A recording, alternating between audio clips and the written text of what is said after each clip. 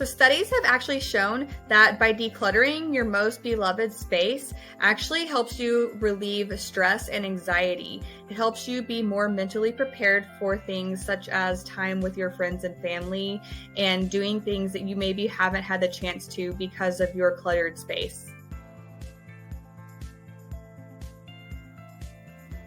In 2020, my grandma actually transitioned into an active adult living community. So when she did that, I went into her home and I decluttered it.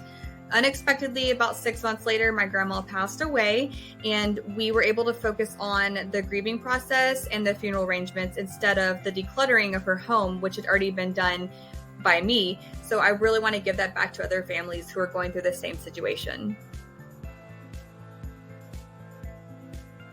Organize and Tidy can help you with your organizing and decluttering needs. We also do packing and unpacking, but our specialty and passion is decluttering for seniors. So whether you're transitioning into an active adult community or maybe an assisted living community, we help you sit down and go through things you might not want to take with you or won't fit into your new apartment. So please call me or reach out for any questions and we can get your decluttering process started.